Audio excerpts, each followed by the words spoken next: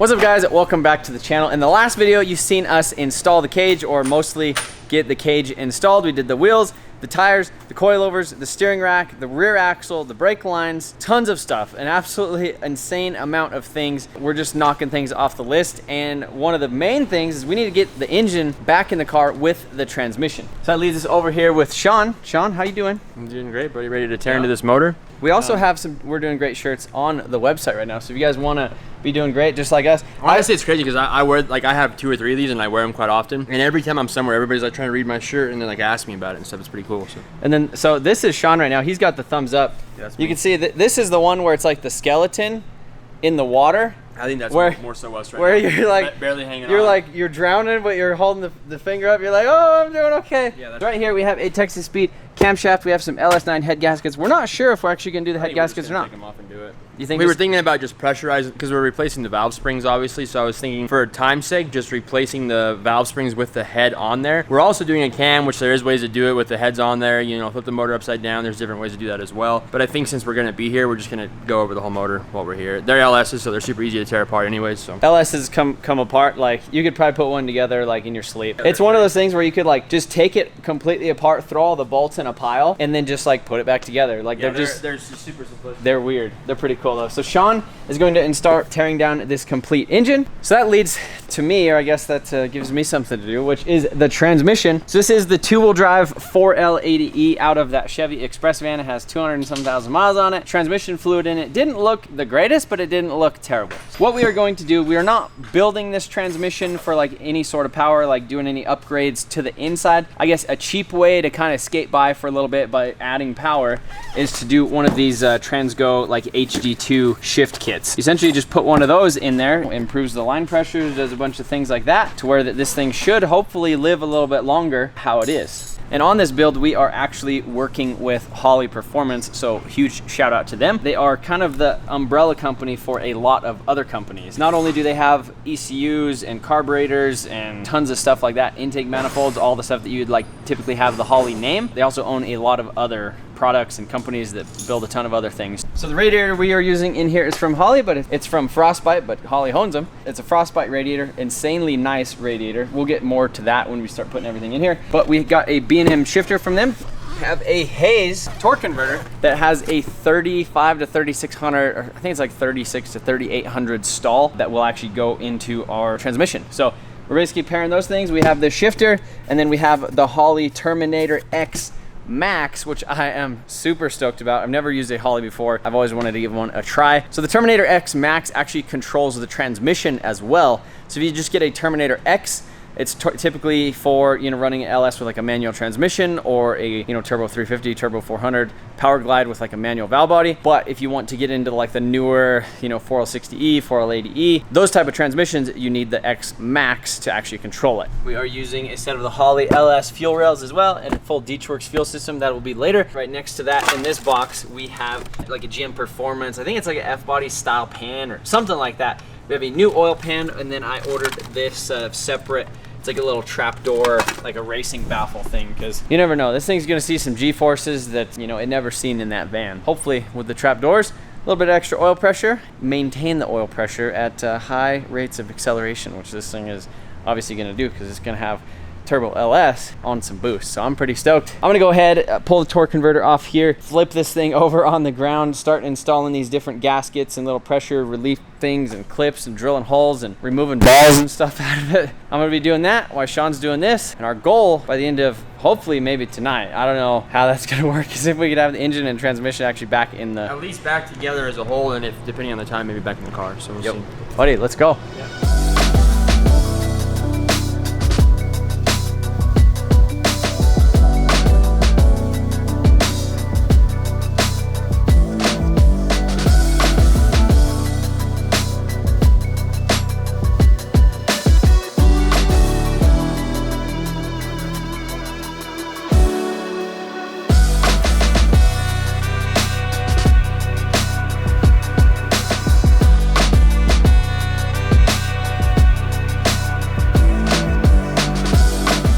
So it is the next day. We both went home and got some sleep. Sean has been over here a little bit earlier, and he's been ripping on these cylinder heads. So see, got cylinder heads, they're doing great.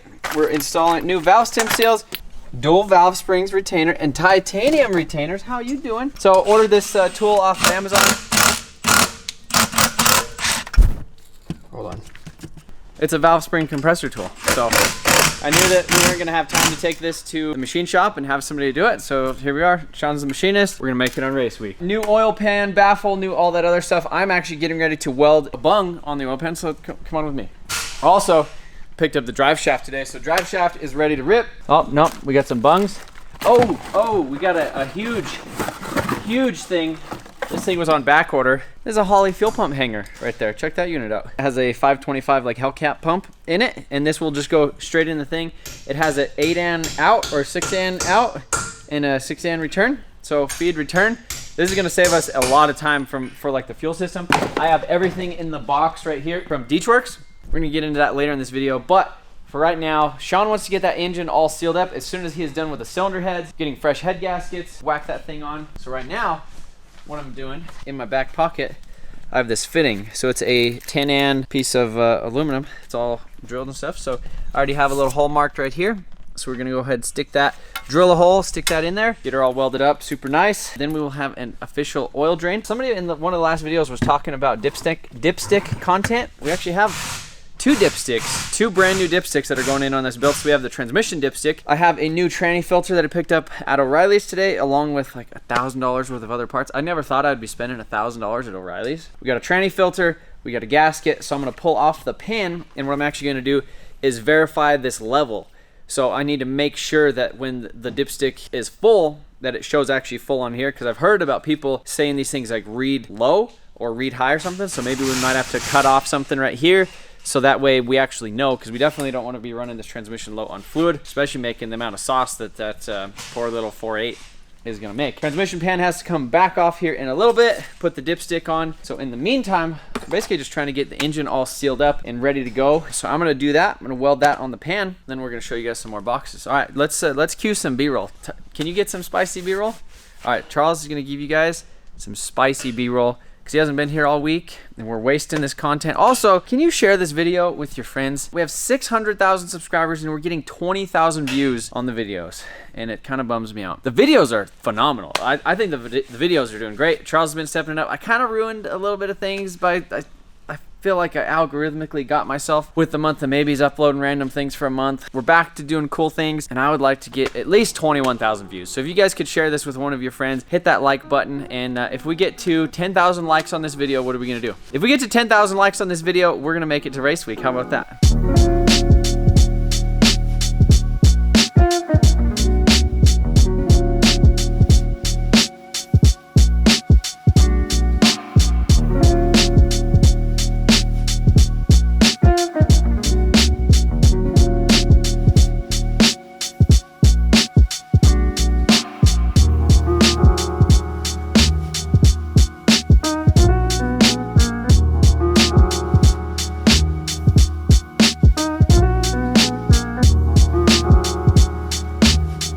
Guys, so now I'm gonna start messing with this fuel cell right here, or not really fuel cell, factory fuel tank. Try to get this guy off. Let's see what happens. Oh, no, here we go.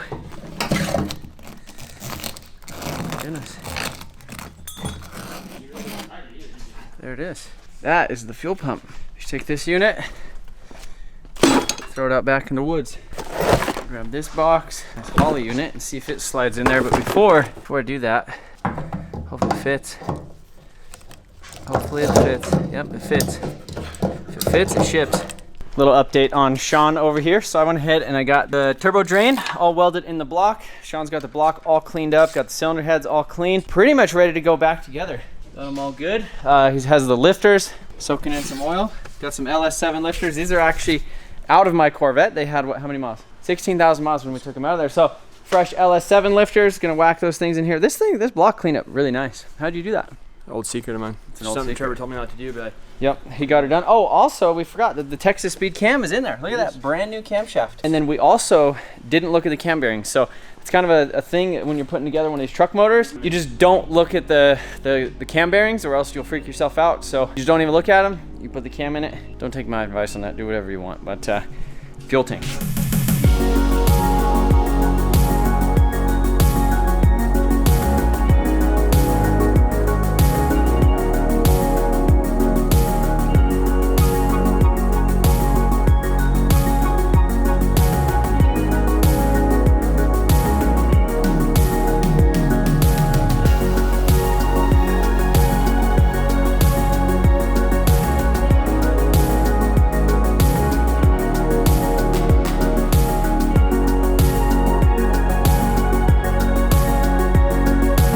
We're doing the trunnion upgrade on these rocker arms here, the professional way with sockets and a vise. Saw a video on YouTube, and then, no, actually I didn't. I just kind of figured out how to do it, but I'll show you here in just one moment if I can get this thing lined up. It's kind of hard to do it by yourself. Line up that unit with this unit. You give her the, basically just send it. There you have it. Out with the old and in with the new ones. Let's see. I can try to get this side. What do you think? You gonna make it? Yeah. Buddy, the poor camera.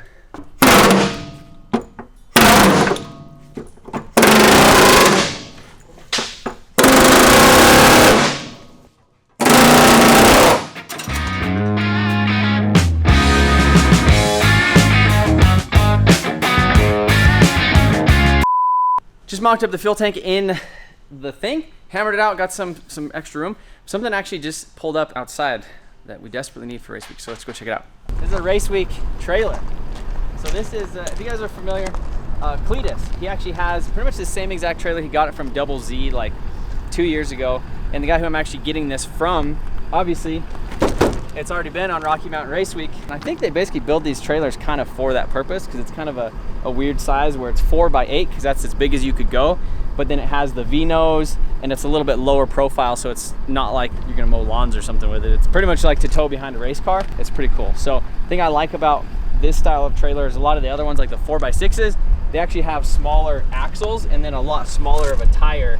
And then if you're towing them for a long time, let's say you're towing them behind a race car and you go faster, the bearings actually heat up a little bit better. So it's a cool thing. It already has American flag on the side of it. It goes with the theme of the Foxbody. Let's open it up. Buddy, you know how much stuff we could put in there? He's already got a lot of the things on there. Financial mistake. Not sponsored by mommy and daddy. That's also true. Potentially a panty dropper if we could get it going. All right, well, I think it looks good to me. I kind of want to crawl in there.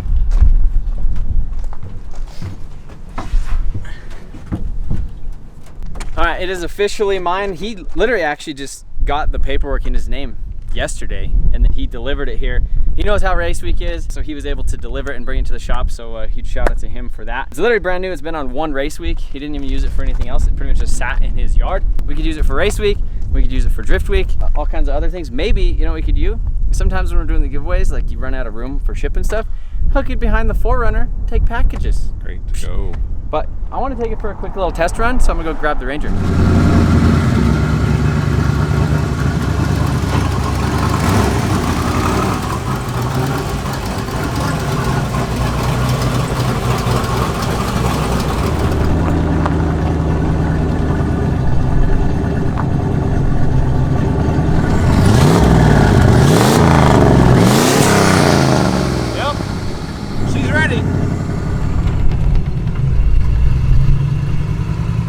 Trailer. So the race week trailer like simplifies things, but also kind of complicates things. In what like way? Now we have to we have to do a trailer hitch. We have to wire the trailer lights. We have to get the trailer registered. We have to put stickers on it.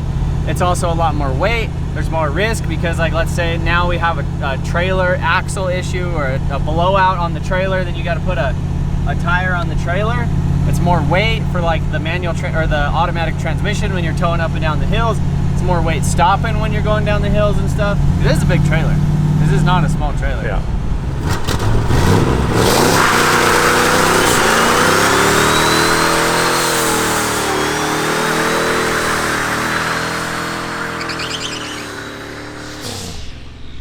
Well, I say it works, because it does. I'm curious where he's going to turn around. So now that we had a little bit of fun with the trailer and the Ranger, Sean, the Ranger might end up being the backup race week rig. Yeah.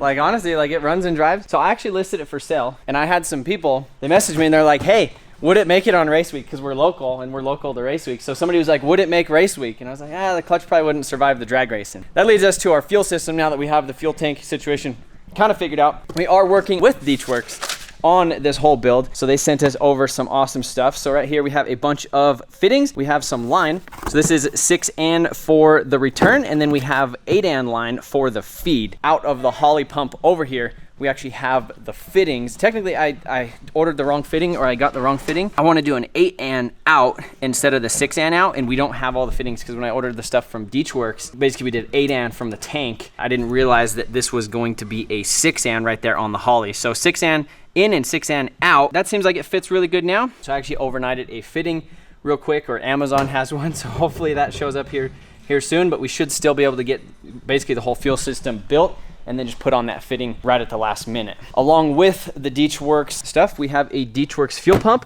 We actually are not going to end up using that on this build. It's a little bit too thick to fit down in the thing, so we're just gonna stick with the Holley, the 525 pump that came factory on that hanger. With all that stuff, what do we got? We got a fuel filter setup right here, so similar fuel filter that I have on the Supra. Right here we have the fuel pressure regulator. That's the good one. Right here for the injectors, we have a set of 8 of their 95-pound injectors, which these things should be good for E85 and all kinds of other stuff. So Holley has a set of truck fuel rails. So convert all this stuff to AN fittings, hook up the feed line, the return line, all that other stuff, the fuel pressure regulator. So I'm gonna lay out a lot of that stuff here on the table, get the injectors and everything in the rail to where they're pretty much ready to bolt on as soon as Sean has everything done with his engine right here, and we should be good to go. Right, Sean? Yeah, the motor's pretty much all together. As far as like the time consuming stuff, basically now just kind of throw the intake back on, valve covers back on. I'm just turning over the motor. I just put the rocker arms and stuff in there. I'm gonna turn the motor over a few times, retorque them, then throw everything back together, and then. And you did the trunnion upgrade too. Yep, trunnion upgrade. Basically stock bottom in, but the cam is, what cam is it? Texas Speed Stage 3. Texas Speed Stage 3. Stage 3 turbo truck cam, so it's for a 4.8 or a 5.3. And then the basically the Jags trunnion upgrades, those are all done now. That took a little while, just pressing out bearings, pressing in bearings. So a lot of time consuming stuff doing this. You can rip one of these motors down, as you guys saw in the time lapse, in 20 minutes. I had this whole motor apart with heads off. Sean was ripping on this thing. But like putting it back together, you know, we had to basically clean the surfaces of everything, new gaskets, all the upgrades. So it takes a little bit of a while to do that. But yep. And honestly, it's a pretty legit motor now. You know, I mean, it's got a good cam, it's got push the rods. cylinder walls look fine too. They're they look brand still new. nice cross hatching in there. So Pretty. oh, we put lifters too. Your LS7 lifter. Yep. Out of your vet. LS7 lifters, yeah, looks like everything's popping over just fine. So I'm gonna start setting up this fuel rail on the intake manifold, and then as soon as Sean is in with that stuff, what do we have? Oh, I'm waiting on the thing from Amazon. I'm waiting on another thing too. Okay, we got things.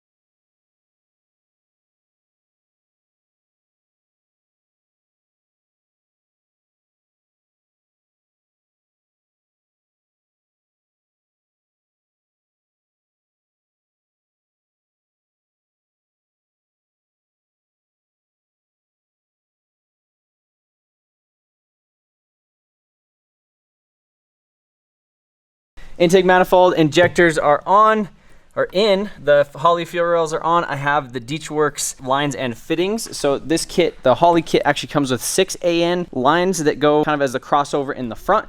But I actually switched to 8-an lines since we're gonna have an 8-an feed from the tank. I don't want it getting like restricted or whatever in the crossover. So like this side has 8-an and this side technically has like a 6-an as the return. So we are going to do a 6-an after the regulator and go down to the tank. As of right now, this is what we're gonna do. So now this thing should be pretty much ready to go back on the motor. Sean, you got that thing? We got the gaskets for the bottom. So that's good to go. We're waiting on the sensors, or the sensor gaskets that keep all the poo out of the crankcase. That was kind of a pain, just we got one and then we did get the other one from the parts store. So now intake manifold is good. And Garrett just showed up. Garrett, how you doing? Hello. Welcome back. He actually took the turbine side, or the turbine housing of the exhaust, and actually drilled this thing in. We're gonna go ahead and put in a quick little time lapse of that right now. Drilling this thing and doing it. It looks beautiful. Looks phenomenal. All right, so the side mission for today is the turbine housing here. We're actually going to be putting the wastegate straight to the turbine housing is kind of what we decided late last night, I believe it was. So mocked up a quick little jig flange welded to plate, clamped, and that's kind of what's gonna hold our fixturing here. Being super thick cast stainless, it's gonna be a challenge to cut through, so drilling it by hand is not an option. You need something that's gonna be constant, a low speed, a lot of pressure and coolant. That's basically what brings us to the drill press. Not a fancy setup, but it does have a gear reduction, so it's gonna be going a lot slower than anything that you would normally buy at a store. I think we're pretty well set up here. I started doing a little piercing cut here. It's not going too bad. You know, I'm just kind of hoping for it to cut a little bit better than it is, but that's where we're at. I'm gonna throw the camera on time lapse and see how this goes.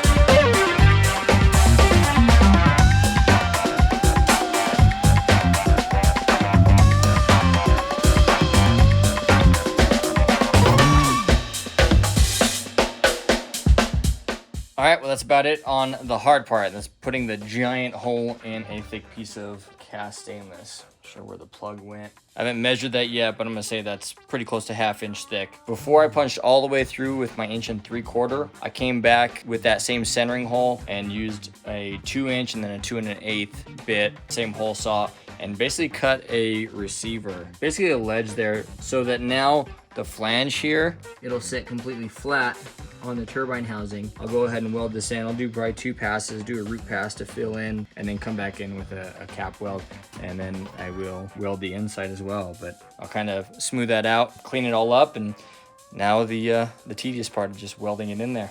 On to the next thing.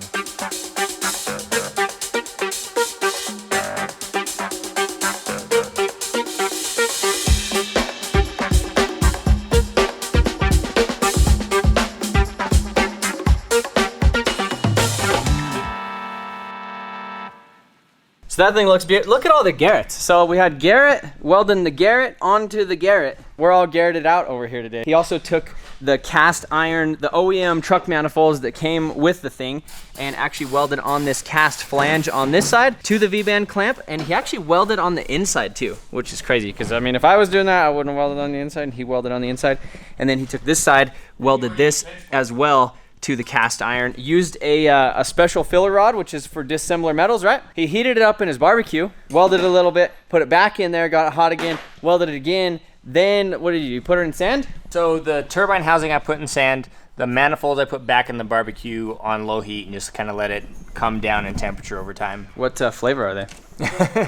Mesquite. There you go. Mesquite Garrett is what they are. So moving along on some things now. So Garrett, what's your plan now? I'm gonna go and weld in all of the base plates for the cage, and then once those are all welded in, we can tack the cage back into place and start welding that in. Once all the 6 points are welded in, then we'll probably come back in and do all the horizontal bars. That'd be the dash bar, the seat harness bar, and then we're moving on to the rockers. By the time we get to the rockers, we're gonna be moving pretty good, and I think we're pretty much done, getting close. Now the engine is pretty much back together. We're gonna go ahead and get the exhaust manifolds on it, get it inside of the actual car. Intake manifold, exhaust manifolds, bolt the transmission with that new torque converter. We got the shift kit installed in the 4L80E. So we are moving right along finally. Finally we're ripping, so we got some things. We actually even got our landlord in on the race week prep. So he's over here pulling off the stickers, helping us pull off the stickers on the back of this thing. Obviously, since, you know, these aren't my sponsors, I want to put my stuff on there, represent my people. Nick, how you doing? I'm doing great. Yeah? Having fun? I feel like I'm going back in time. Oh yeah. I've done this for 10 years. All right, guys, so since Garrett just got here, I haven't showed him our new radiator hoses yet. So he doesn't like these things. He hates these things. He told me to get something else, and I forgot to order them. And so this is a last minute thing when I was at the auto parts store by myself, and I said, these are gonna work, but Garrett's not gonna like them, so I'm gonna go show him and see what he thinks. Garrett. Yes, sir. What's up? How you doing? Hey, that'd be simple solution. Do you like them? Simple solutions. Okay. I'm glad you like them.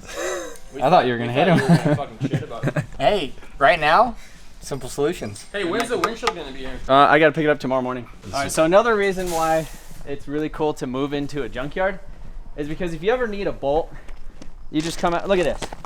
So if we need a suspension nut for like a shock, bam, come out here, we got it. Let's say we get an engine and we need some push rods, bam, right there on the ground. A spark plug, a valve stem. What else do we got? We have a shift linkage mechanism.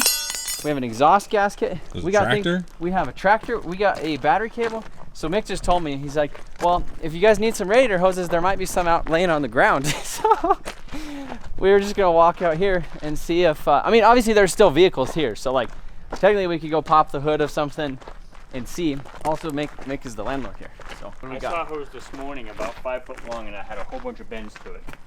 And we could have just I cut need it to- all up. Yeah. Oh, look at that manual steering rack right there. We didn't even need to buy one. Tie rod ends, drive shaft. We could have probably just came out here. I Made saw one. the same rear end you have down there as on the Mustang we shoot at. Really? Yeah. It had an 8.8. I don't know if it's an 8.8, That's but probably and it good. might be damaged too. So Probably has some holes through it at I this have point. no idea. Also, so one of the other things that we were talking about is they just got in this Prius right before they shut down the junkyard, so not a lot of stuff is missing off of it, but it has an electric like 12-volt air compressor or AC compressor. So we were thinking about trying to do something with AC with it, but at this point, we don't have time. Choppers. How are they doing? What is that? Here's one. This is one. There we go. If we need that, we got it. Check this out. Need a shifter setup. What is this off of? A 2011 Mini Cooper, a little manual transmission. Is that an electric steering rack? Right there? What is that? Yeah. Yeah, it's an electric Steering rack. off that of one a off of a 2017 Sentra. Yeah. I got probably 4 of those around. Don't need power steering anymore, just little electric units. How does that work? Well, it's off of something else, but like you would probably really hurt yourself. All right, boys. So now is the time. Got the transmission stuff all dialed in, or at least it should be. So just gonna slide on this new Hayes torque converter, 35 to 3600 stall, and that should be it. Unless it needs to go in further, which it might. Nick, what do you think? Think we'll make it? All right, guys, so transmission is completely done. We got a new filter on it. We got a new wiring harness because as I was pulling it out, I broke all the clips. Shout out to Amazon for having that harness in stock. And then Jamie, she brought out dinner, brought out some tacos. So we're able to get this thing fully assembled now. Transmission pan on it. We got the torque converter in it. We put a little bit of fluid in it. So that should be good to go. Sean is hooking up the engine right now. We're gonna put it on the ground, or we're essentially gonna mate the engine and the transmission back together. Set it in the car, put the mounts on, put the drive shaft in, and then start running fuel lines and things. First start tonight? First start? No. Unless we don't go to sleep for 2 days, then maybe. Sean. Yeah. Buddy, my appreciatory door, it is wide open right now. So while I was in the office eating tacos, visiting with the kids, John was actually out here. He's out here starving right now. There's a pile of tacos in there on the desk for him, just waiting to eat. He actually organized all the tools, put everything back away. Look at the bench, ready to weld stuff, ready to do stuff. Garrett has been in there for like the past hour and a half, just welding stuff, all the base plates to the cage. Now, we're just gonna go ahead with this thing. Should we flip the tranny around? Yeah. Huh? Size unit? 14 or 15. The motor does need to lean back, actually. There you go. Give me a bolt. Beautiful. The engine's going in the car right now. Got the motor all ready and done. Tranny all done. Bolted together. Plowing it in the car. All right, Ron. What do you think? Down a little bit. Yeah. Okay. Are we on the? This is the last time that motor's ever coming out. It'll never die. It might die, but If it does, it'll do it probably gloriously. But I would rather it not. Garrett is using the ratchet strap technique so we don't pinch off his hands. okay. Hold on. All right. Can you go up any higher? It's about you got about a 1/4 inch. That's about it right there. Going up with it? Get the tranny cross member on? You know the cool thing is we recently just got this lift right here. You just pack it away. See you later.